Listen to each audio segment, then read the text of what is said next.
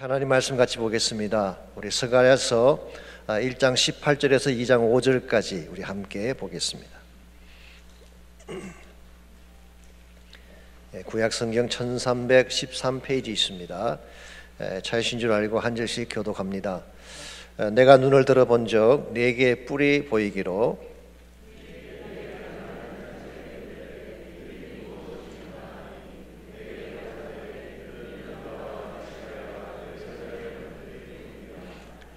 그때 여호와께서 대장장이 4명을 내게 보이시기로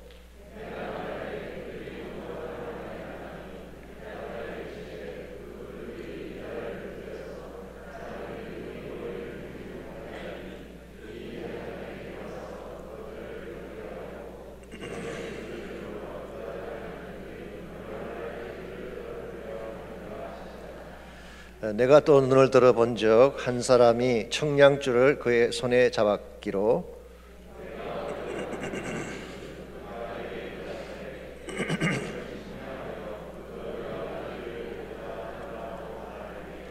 내게 말하는 천사가 나가고 다른 천사가 나와서 그를 맞으며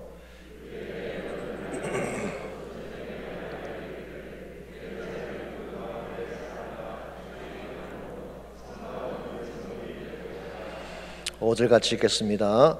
여호와의 말씀에 내가 불로 둘러싼 성곽이 되며 그 가운데서 영광이 되리라.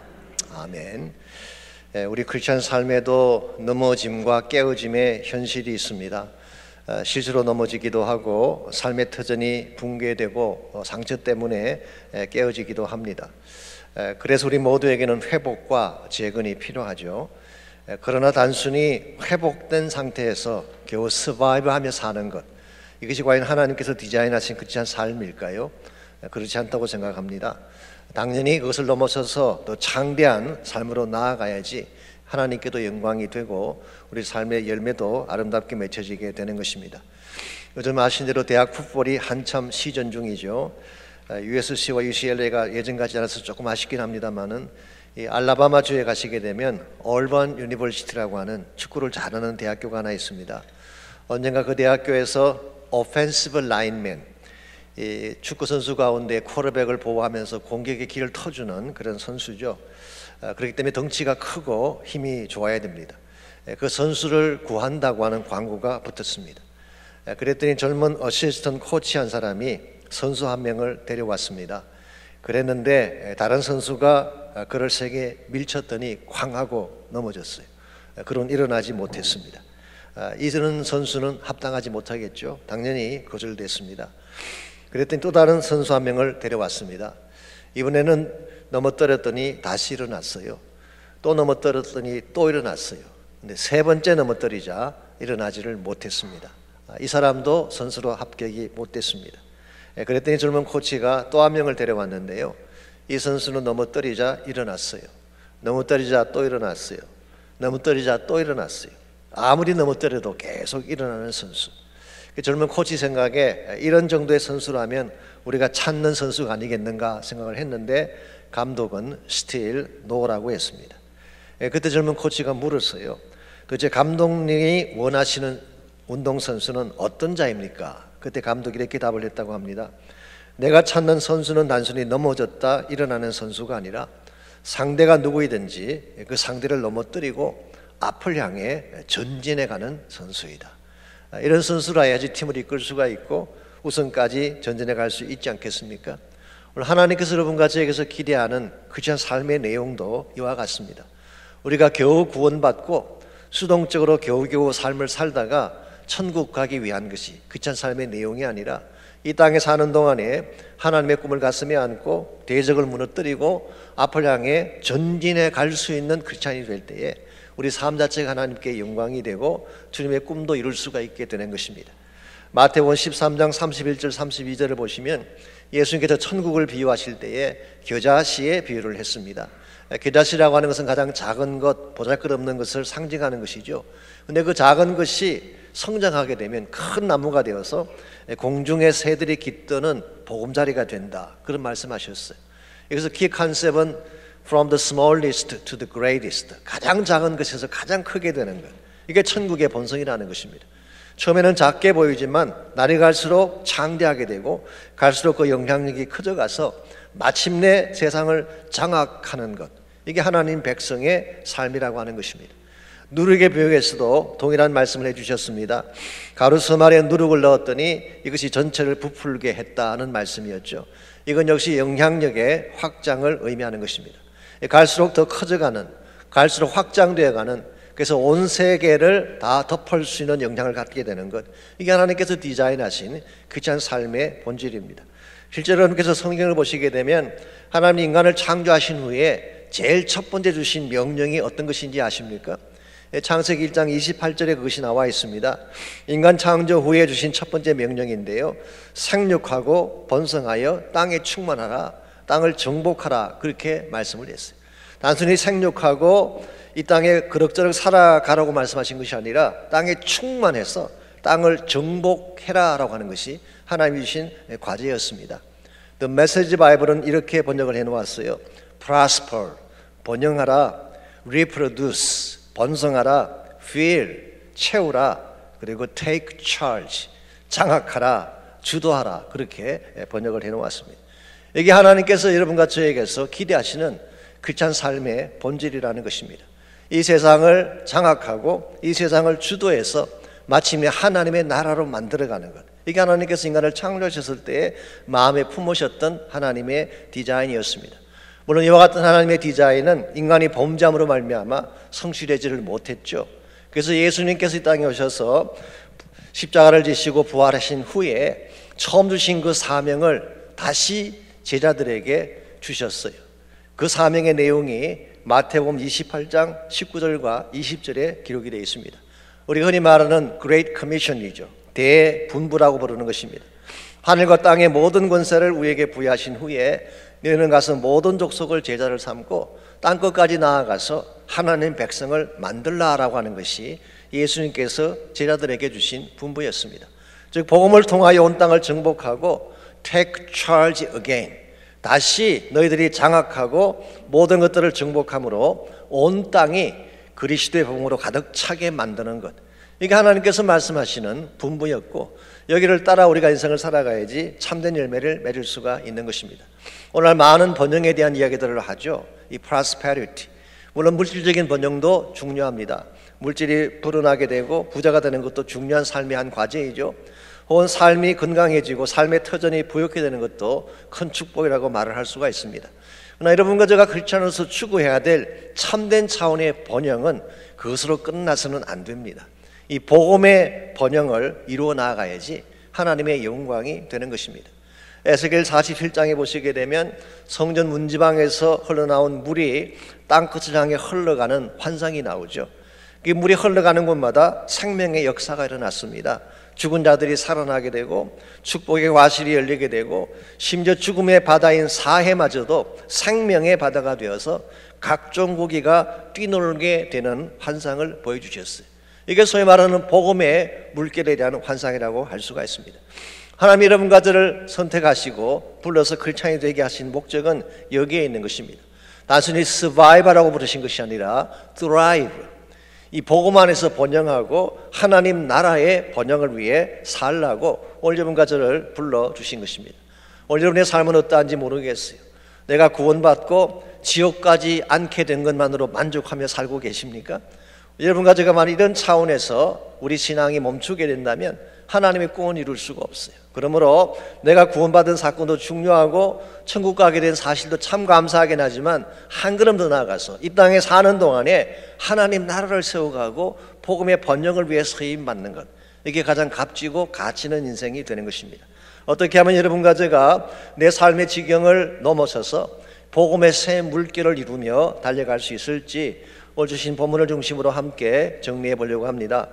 오늘 같이 읽은 본문에 보시면 예루살렘의 회복과 새 번영에 대한 환상이 기록이 되어 있습니다. 1장 18절부터 21절까지는 두 번째 환상이죠. 첫 번째 환상은 지난주에 말씀드렸습니다. 그리고 2장 1절부터가 세 번째 환상이 소개가 되어 있습니다. 사실상 첫 번째 환상과 두 번째 환상은 서로 연결이 되어 있어요. 각각의 환상이 아니라 서로 연결된 환상입니다. 그리고 세 번째 환상은 이 두 가지 환상에 대한 완성을 다루어 주고 있습니다. 먼저 2장 1절을 보겠습니다. 내가 또 눈을 들어본 적 한 사람이 청량줄을 그의 손에 잡았기로 그랬습니다. 여기 나오는 한 사람, 청량줄을 손에 잡으니 한 사람이 누구를 지칭하는 것일까요? 우리 첫 번째 환상에 나왔던 붉은 말을 탄 그 사람을 말하는 것입니다. 즉 예수 그리스도를 상징하는 것입니다. 청량줄이라고 하는 것은 measuring line이죠. 이 청량을 할 때에 서는 줄입니다. 그것은 1장 16절에 나오는 먹줄과 똑같은 것입니다. 이런 면에서 첫 번째 환상과 두 번째 환상은 연결된 것을 확인할 수가 있죠. 2절 봅니다. 이것을 가지고 어디로 가느냐라고 질문을 했더니 그 사람이 대답을 합니다.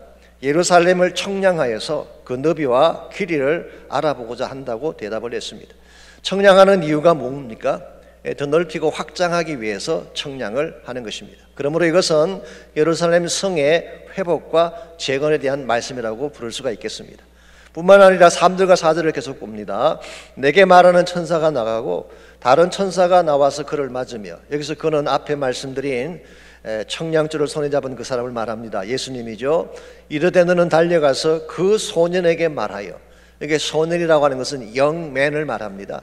어떤 성경 주석가는 이 소년을 스가라를 말한다 그렇게 해석하기도 하고, 어떤 분들은 이스라엘을 지칭하는 것이다 그렇게 해석하기도 합니다. 지금은 이스라엘이 왜소하고 작기 때문에 소년으로 묘사할 수가 있겠죠. 너는 달려가서 그 소년에게 말하여 이르기를 예루살렘은 그 가운데 사람과 가축이 많으므로 성곽 없는 성읍이 될 것이라 하라 라고 했어요. 성곽이 없는 성이 될 것이다. 그 이유가 뭐냐고 하면 이제 그 성 안에 사람들의 숫자가 너무 많아졌어. 가축들의 숫자가 너무 많아져서 그 모든 사람들과 가축을 다 수용할 수가 없기 때문에 벽을 허물라고 말씀한 거예요. 그러면 이것은 굉장한 차원의 성장과 번영을 의미하는 것입니다. 사실 유다 백성들이 바벨론 포로에서 돌아왔을 때에 그들이 보았던 예루살렘의 현실은 어땠습니까? 사람들은 다 떠나버리고 몇 명 남아있지 않았습니다. 땅은 황폐했고 미래에 대한 희망은 전혀 보이지 않았죠.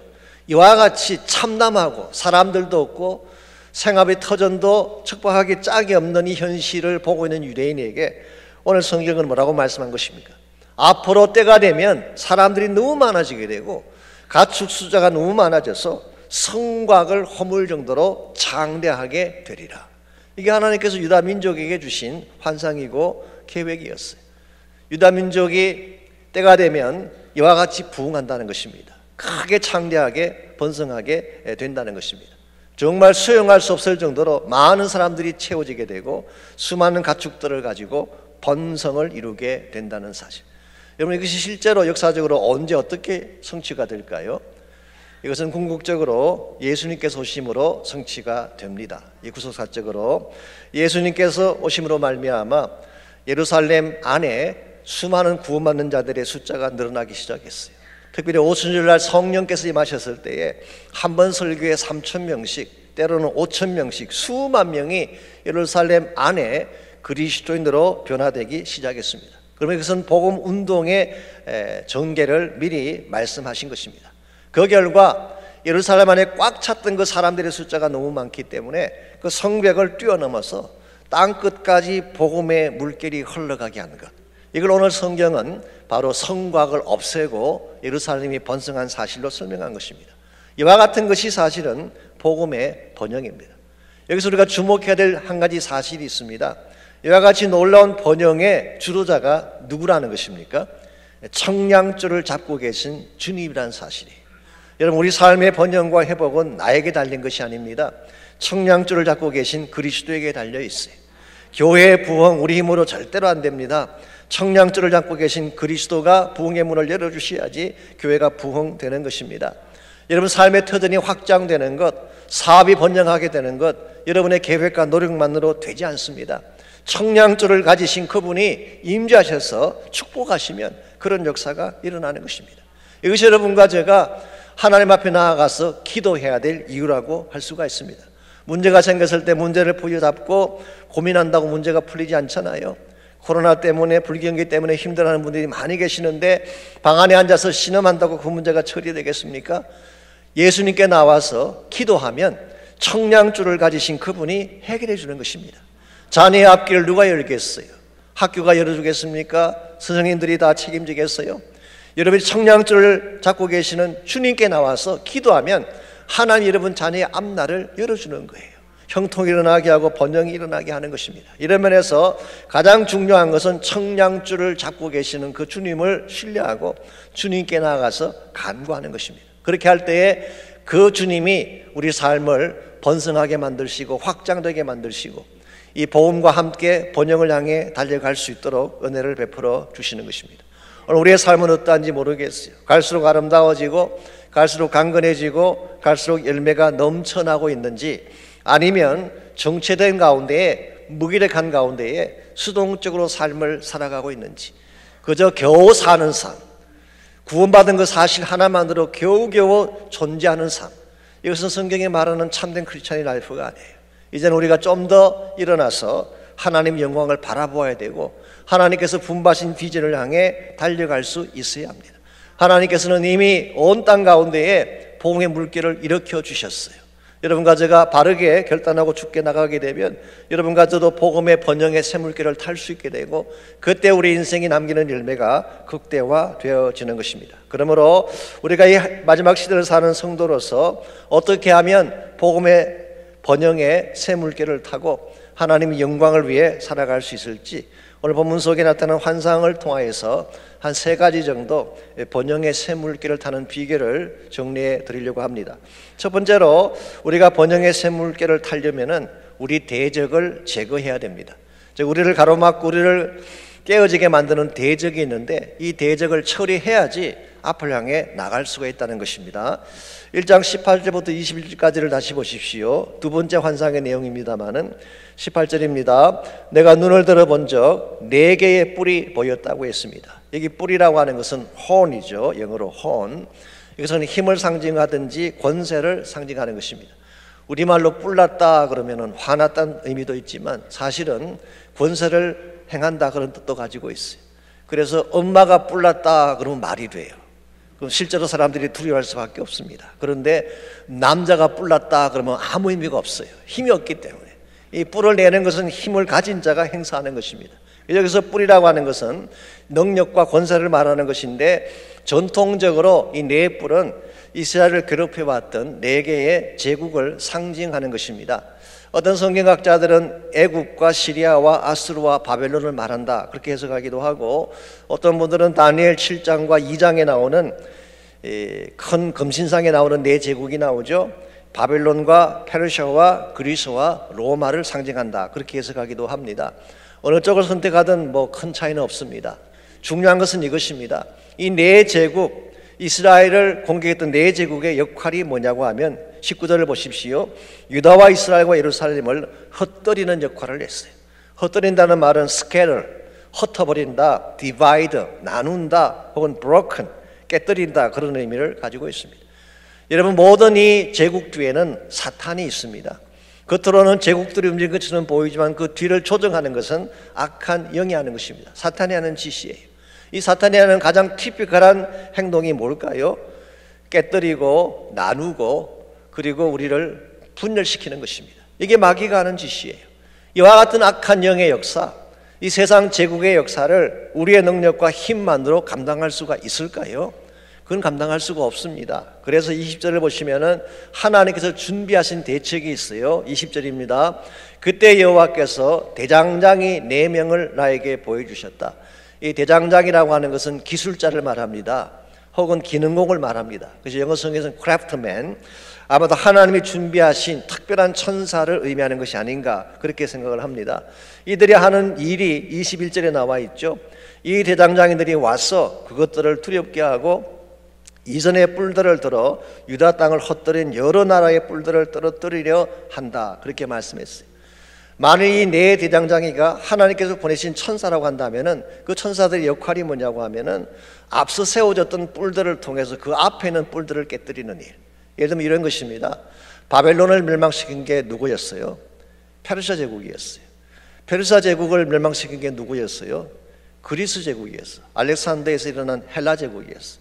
헬라 제국을 멸망시킨 게 누구였어요? 로마 제국이었어. 이와 같이 뒤에 일어난 제국이 앞에 있는 제국을 무너뜨리는, 이것을 오늘 본문에서 이전의 뿔들을 들어서 그들을 헛뜨르게 한다.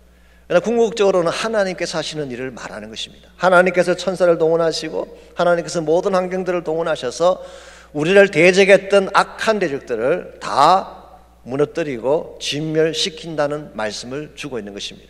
오늘날도 이 하나님은 여러분과 저에게 동일하게 이 능력을 행해 주세요. 자, 하나님께서 우리의 대적을 이기게 하기 위해서 두 가지 중요한 것을 준비해 주셨는데요. 첫 번째가 예수 그리스도를 통한 십자가와 부활이에요. 예수님께서 이 땅에 오셔서 십자가를 지시고 부활하시는 순간 악한 자의 뿔은 이미 꺾여진 줄 믿습니다. 이미 승리한 거예요. 예수님이 죽으시고 부활하는 그 순간 악한 마귀의 뿔은 꺾여지고 말았어요. 그래서 지금도 악한 마귀가 우리를 공격하고 큰 소리 치지만 껍데기입니다. 대적하면 도망가게 돼 있어요. 이미 패배한 것입니다. 그래서 이 복음의 능력을 통하여서 십자가와 부활의 능력을 통하여서 악한 자들의 뿔을 꺾어주셨어요. 두 번째는 성령의 능력입니다. 이 성령의 능력, 우리 내면 속에 있는 대적들을 제거시키기 위한 파워예요. 우리 안에는 악한 것들이 많잖아요. 탐욕도 있고 정욕도 있고 옛자가 살아있어서 항상 내 마음을 붙잡고 있어요. 내 마음을 결박하는 것들이 많이 있어요. 여러분 속에도 있고 저의 마음에도 있을 거예요. 이와 같은 내 심령 속에 있는 악한 대적을 나의 힘만으로 끊을 수가 있을까요? 안 됩니다. 그래서 하나님께서 성령을 주셨어요. 이 성령의 권세와 능력을 통하여서 어떤 결박이든 다 끊게 하셨고 어떠한 대적이든 다 물리치게 하셔서 우리에게 자유함을 주시고 기쁨을 주신 거예요.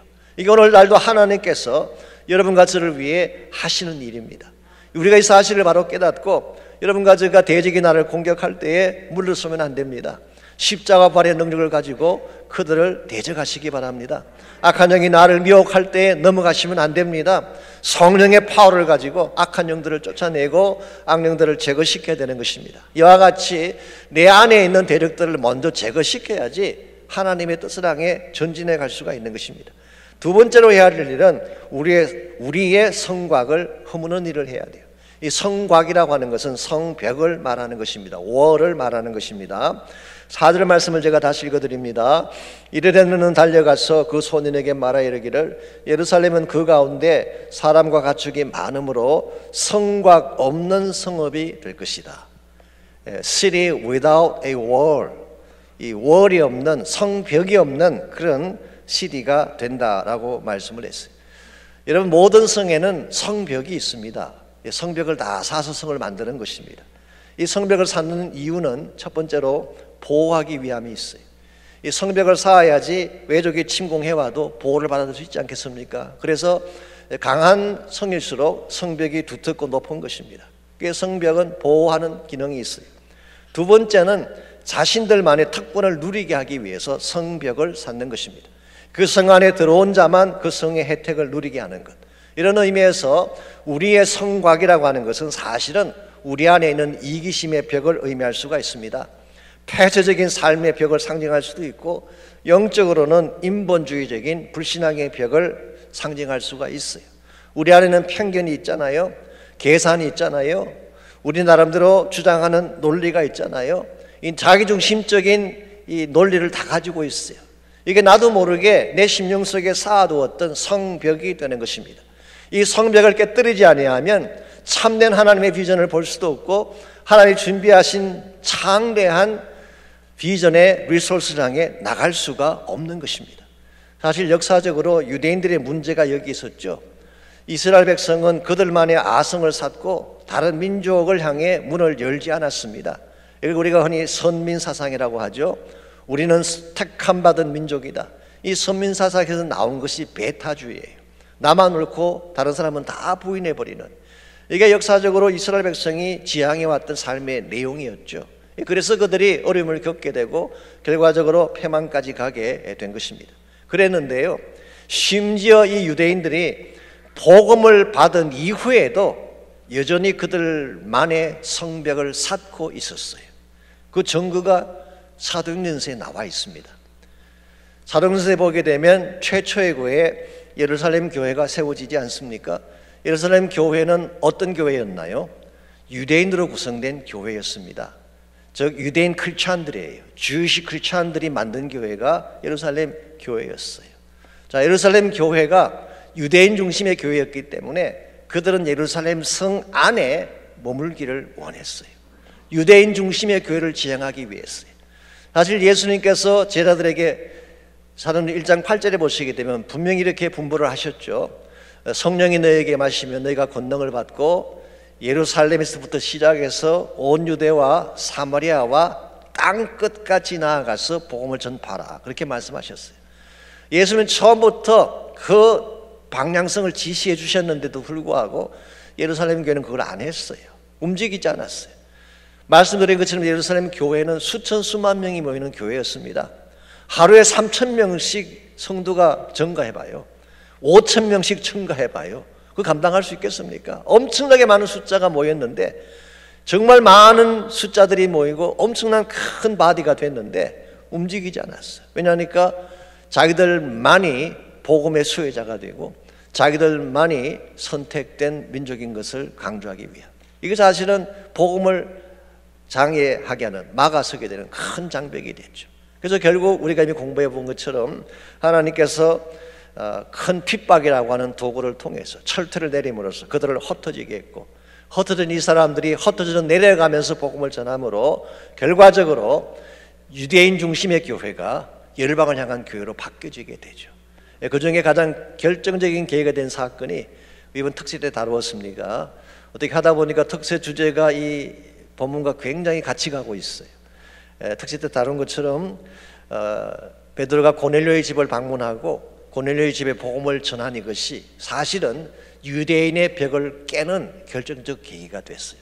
그래서 사도행전 10장에서 유대인의 장벽을 깨뜨렸기 때문에 그 다음 장인 11장에서 안디옥 교회가 시작이 되고 이것이 세계 선교를 위한 교회가 된 것입니다. 그 결과 하나님의 복음이 한 곳에 머물지 아니하고 땅 끝을 향해 펼쳐져 가게 된 것, 이게 사실은 유대인 교회가 경험했던 사실이에요. 그렇다면 여러분과 저의 마음속에는 이와 같은 장벽이 있을까요, 없을까요? 분명히 있습니다. 우리가 인식하지 못하는 것뿐이지 나로 모르는 가운데 내 마음속에 많은 장벽들이 쌓여져 있어요. 이기심의 장벽도 있고 나중심적인 생각의 장벽도 있고, 그리고 나만 옳다고 하는 self-righteousness, 자기 의적인 장벽도 가지고 있는 분들이 많이 계세요. 이 장벽을 깨뜨리지 아니하면 하나님의 복음이 흘러갈 수가 없는 것입니다. 가끔 우리가 기도하면서 우리 교회만 잘 되게 해주세요, 그런 기도 드릴 때가 있죠. 근데 그런 기도는 사실 하나님께서 들으실 때는 참 불편한 기도 중에 하나예요. 우리 교회만 부흥하면 되겠습니까? 다른 교회도 같이 부흥을 해야지. 모든 교회가 다 부흥을 해야지 하나님 나라가 성장하는 것인데 우리만 잘 되고 우리만 성장하고 우리만 문제가 없고, 이게 사실은 눈에 보이지 않지만 우리도 모르는 가운데에 심령 속에 가지고 있는 장벽인 것입니다. 이와 같은 내가 쌓아두었던 성곽을 깨뜨려야지 하나님 사이의 기적들이 일어나기 시작하는 거예요.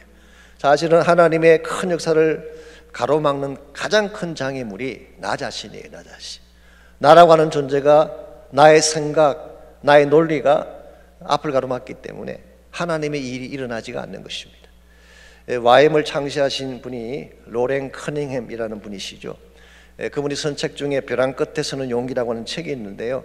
그 책에 보게 되면 그분이 그 하나님의 사역을 하면서 경험했던 수많은 기적들과 간증이 그 책 속에 나열이 되어 있습니다. 그 중에서 그가 처음 선교사가 됐을 때, 그야말로 풋내기 시절이죠. 그때 그가 처음 경험했던 작은 것이긴 하지만 평생의 교훈이 되는 체험 하나를 소개하고 있습니다.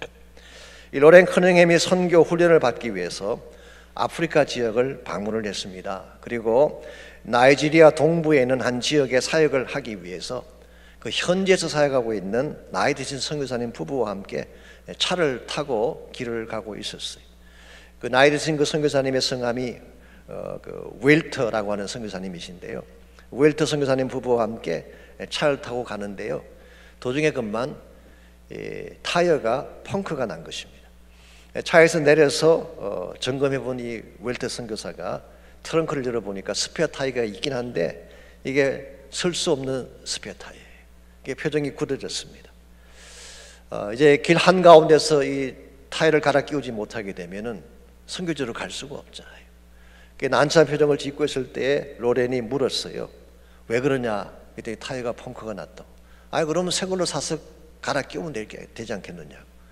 근데 새 걸로 살려면 뭐가 필요해요? 돈이 필요해요. 돈이 필요한데 이 선교사님 돈이 한 푼도 없어요. 그때 필요했던 돈이 45달러인데요 45달러의 돈이 있어야지 새 타이어를 사서 갈아 끼울 수가 있고 그래야 갈 수가 있는데 45달러가 없는 거예요. 그때 하나님이 로렌 커닝의 마음속에 이렇게 말씀을 하셨대요. 야, 지금 너 주머니에 45달러 있잖아 라고 말씀하셨어요. 근데 사실 그 돈은 수단으로 갈 때 사용할 돈이었어요. 그래서 하나님께 마음으로 항의를 했습니다. 하나님 아시잖아요.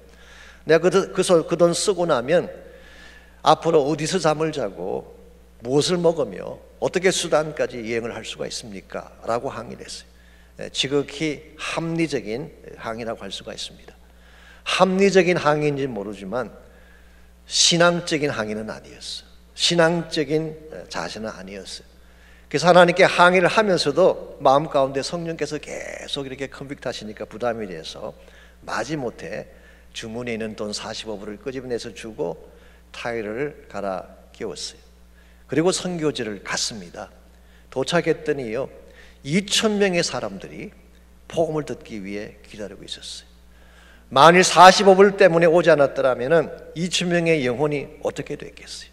그날 밤에 엄청난 복음의 역사가 일어나면서 수많은 자들이 예수님 앞으로 돌아오게 됐는데 이 45불과는 비교할 수 없는 엄청난 축복이 아닐 수가 없습니다. 그랬는데요 기적은 거기서 끝나지 않았습니다. 그 다음날 아침에 로렌 커닝햄에게 우편물 하나가 왔어요. 캘리포니아에서 보내온 우편물, 자기 친구들이 보낸 것인데요 열어보니까 그 안에 편지가 들어있고 150달러의 현찰이 들어있었어요. 어제 투자한 것의 3배를 하루 만에 거둬들이게 된 것입니다. 더 놀라운 일이 뭔지 아십니까? 사실은 자기 친구들에게 본인이 어디로 간다고 알린 적이 없어요. 아프리카 오지에 어디에 있다는 것을 한 번도 누구에게도 알리지 않았는데 어떻게 친구들이 이걸 알고 정확하게 자기가 있는 곳에 이와 같은 돈을 보내는 것이 가능했냐는 것이죠. 그때 로렌 커닝햄이 깨달은 굉장히 중요한 것 한 가지가 있었습니다. 아하, 우리 인간의 지식은 한계가 있지만 하나님은 전지하시구나. 하나님은 모든 것을 다 보시고 다 아시기 때문에 내가 어디에 가서 어디에서 무엇을 하신지를 다 알고 계셨다가 자기 형제들이 기도할 때 기도하는 중에 그들에게 알려주신 거예요. 그러므로 얼마든지 하나님께 기도하는 가운데에 그 로케이션 알 수가 있게 되죠. 뿐만 아니라 하나님은 모든 것을 가지신 능력의 하나님이시기 때문에 그분이 도우려고 작정하면 도우지 못할 일이 없는 것입니다. 이걸 깨달은 후에 로렌 커닝햄이 그는 사역을 할 때에 돈 따라가지 않는다, 믿음 따라 한다. 그래서 하나님께서 부르시는 곳이라면 돈 한 푼 없이도 나가면 하나님이 다 채워주시고 인도해 주시는 거예요. 이게 사실은 크리스천 라이프예요. 오늘 여러분과 제가 이와 같은 것을 경험을 해보아야지 참된 차원의 번영이 무엇인지를 알 수가 있어요. 나의 이 작은 속인에 갇혀서 마치 우물 안의 깨구리처럼 나의 세계가 전부인 줄 알고 나만 바라보는 그리스도에는 진짜 하나님 일을 할 수가 없어요. 눈을 뜨시기 바랍니다. 하나님의 비전을 보시기 바랍니다. 나의 틀을 깨뜨리고 하나님께로 나아갈 때에 하나님이 준비하신 무한대의 자원을 누리게 되고 소유하게 되는 거예요. 그래서 우리가 참된 의미에서 번영을 위한 삶, 복음의 샘물길을 위한 삶을 살기를 원한다면 1차적으로는 나의 대적을 제거해야 돼요. 십자가의 권세와 성령의 능력으로 모든 죄악과 유혹들을 제거해야 됩니다. 두 번째로 내가 쌓아놓았던 나의 성벽을 깨뜨려야 돼요. 이걸 깨뜨려야지 하나님이 보이고 하나님의 비전이 나타나는 것입니다. 마지막 세 번째로 하나님의 불성곽을 가져야지. 하나님께서 준비하신 불성곽을 가져야지. 그래야지 우리가 하나님의 뜻을 이룰 수가 있습니다. 오늘 본문에서 예루살렘의 성곽을 깨뜨렸다고 말씀드렸는데요. 이 성곽이라는 것은 월이라 그랬죠. 벽입니다. 벽을 깨뜨렸는데, 자, 유대인의 입장에서 한번 생각해 보십시오. 하나님께서 주민이 많아지고 가축이 많아진다고 하니까 그건 참 감사하긴 한데요, 성벽을 허물게 되면 어떻게 될까요? 앞으로 만일의 경우에 적군이 쳐들어온다면 어떡하겠어요? 걱정이 앞서지 않겠습니까? 이와 같은 그들의 걱정에 대해서 하나님이 답변을 주십니다. 그게 5절 말씀입니다. 5절입니다. 여호와의 말씀에 내가 불로 둘러싼 성곽이 되며 그 가운데에서 영광이 되리라. 여기서 내가라고 번역을 했는데요, 사실은 강조뿐입니다. 이 히브리 말이나 헬라 말에는요, 동사만으로 주어가 없이도 다 번역이 돼요. 그런데 특별한 경우에는 이 대명사나 주어를 적는 경우가 있습니다. 그 경우는 강조하기 위함이에요. 그래서 NIV 성경 같은 경우에는 이 말씀을 I myself will be a wall of fire 그렇게 번역을 했어요. 나 자신이, 여호와 자신이 그런 뜻이에요. 지금 인간의 성벽을 허물고 적군이 쳐들어오면 어떡하나 걱정하는 그들에게 Don't worry, 나 자신이 너희들의 성곽이 되어주겠다는 거예요. 그것도 불로 만든 성곽. 하나님이 친히 우리의 불이 되시고 하나님이 친히 우리의 성곽이 되신다면 감히 누가 우리를 공격할 수가 있겠어요? 그것을 뚫고 과연 누가 우리를 쳐들어올 수가 있겠어요? 그러므로 하나님이 우리의 불성곽이 되신다면 아무도 우리를 대적할 자가 없고 해칠 자가 없게 되는 것입니다.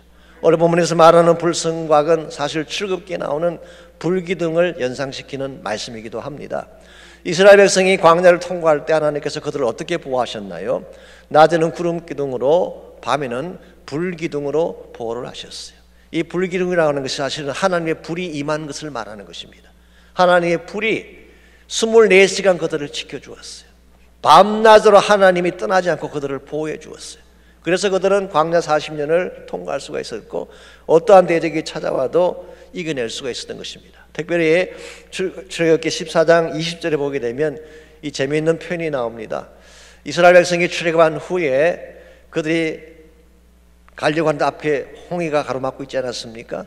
이 앞에는 불가능의 바다가 가로막고 있고 뒤에는 바로의 군대가 추격을 해오고 있습니다. 그러므로 이제 그들이 바로의 군대에게 잡혀서 죽게 되는 것은 시간 문제예요. 우리 생각에는 홍해를 쫙 가르면 곧장 지나갈 것으로 생각하지만 그렇지 않습니다. 홍해가 갈라져도 그 밑이 다 진흙인데, 흙바닥이고 물인데 그게 말라야 되잖아요. 그 많은 백성들이 어떻게 지나갈 수 있겠어요? 그래서 하나님께서 밤새 바람을 일으켜서 그걸 다 말리게 합니다. 그러니까 최소한 홍해가 갈라져도 건너가려면 하룻밤이 필요한 거예요. 지금 뒤에서는 이집트 군대가 공격해 오고 있고 앞에는 이와 같은 상황인데 어떻게 이들을 피해갈 수가 있겠어요? 그때 출애굽기 14장 20절에 보면 이렇게 묘사가 되어 있습니다. 애국과 이스라엘 지인 사이에 하나님의 사자가 나타나셔서 저쪽에는 검고도 무서운 먹구름이, 어두운 먹구름이 가득 덮이게 하고, 이 저쪽이라고 하는 것은 애굽의 군대가 있는 쪽을 말합니다. 애굽의 진영은 어두운 먹구름으로 가득 덮이게 하고 이쪽에는 이스라엘 진영이죠. 거기에는 밤새도록 밝은 구름이 그들과 함께했다. 그 말의 뜻은 하나님이 불기둥으로 그들 가운데 있었다 그 말이에요. 이스라엘 백성에게는 하나님의 불기둥이 지키고 있고 추격해오던 이집트 사람들에게는 먹구름이 잔뜩 덮여 있는데요, 성경이 이렇게 묘사하고 있습니다. 밤새도록 저쪽이 이쪽으로 가까이 못하더라. 이게 하나님의 보호하심이에요. 하나님의 불기둥으로 지키는 그 이스라엘 진영을 향해서 적군이 가까이 오지조차 못했어요. 이게 하나님의 보호하심입니다. 하나님 여러분과 저를 지금도 이렇게 보호하고 계시는 것입니다. 24시간 주무시지 않고 하루 24시간, 일주일 7일, 여러분 1년 365일 한순간도 쉬지 않고 불꽃같이 여러분과 저를 지키시는 하나님, 이 하나님 우리 하나님이 되시기 때문에 여러분 두려워할 이유가 전혀 없습니다. 우리 인생을 살아가다 보게 되면 어두운 날이 찾아오잖아요. 캄캄하고 앞이 보이는 날이 찾아올 수 있습니다. 그러나 불 가운데 임재하신 그 하나님이 나의 하나님이 되시면 어두운 길도 우리는 두려움 없이 지나갈 수 있게 되는 것입니다. 아무리 폭풍우가 몰아치고 바람이 몰아쳐도 하나님 품 안으로 들어가기만 하면 거기에는 안식이 있고 평안이 있고 하나님이 보호하심의 손길이 있습니다. 우리 인생 우리 힘으로 살아갈 수가 없습니다. 내가 노력한다고 해서 우리 인생 경주에서 승리하는 것도 아니에요. 하나님이 함께 가셔야 돼요. 정말 불기둥으로 함께 하신 그 하나님, 구름 기둥으로 함께 하신 그 하나님, 그 하나님이 나와 함께 동행하여 주실 때 누구도 우리를 해칠 수가 없고 대적할 수가 없고 우린 반드시 모든 길을 완주해서 참된 승리에 이르게 되는 것입니다. 여러분 가운데 아직도 이 하나님 만나지 못한 분이 혹시 계신다면, 인생의 험악한 도전에서 홀로 모든 무거운 짐을 짊어지고 견디다 못해 쓰러질 수밖에 없는 상황에 처한 분이 혹시 계신다면 오늘 아침 하나님께로 나오시기 바랍니다. 그분 품 안으로 들어오게 되면 그분이 준비하신 해답이 있어요. 평안의 축복이 있습니다. 위로함이 있고 치유가 있고 하나님 안에 주실 수 있는 기쁨이 있는 것입니다. 그러므로 우리가 믿음을 갖고 그분 앞으로 나아가서 그분을 붙잡고 그분의 능력을 붙잡고 그분과 함께 동행할 수 있는 결단의 기도 드릴 수 있기를 바랍니다. 이 사람 함께 기도할 때에 우리 인생 앞길이 어떠할지라도 주의 손 붙잡고 가기를 원합니다. 나의 능력자가 되시며 보호자가 되시는 그 하나님께서 어디를 가든지 무슨 일을 행하든지 나를 지켜주시고 보호해달라고 기도하시기를 바랍니다. 또 한 가지 기도하실 것은 청량줄을 잡고 계신 그 주님이 나의 인생을 하나님 보호해 주시고 확장시켜 주시고 복되게 해 주셔서 주의 영광 되게 해달라고 기도하시기를 바랍니다. 우리 가정을 그분이 지켜주실 것입니다. 여러분 삶의 터전을 그분이 열어주실 거예요. 여러분 자녀의 앞날의 미래를 그분이 책임져 주실 것입니다. 우리 시간에 함께 우리 그 하나님 앞에 모든 것을 맡기고 우리 담대하게 믿음으로 선포하며 우리 함께 기도하겠습니다. 살아계신 하나님 감사합니다. 우리를 사랑해 주신 것 감사합니다.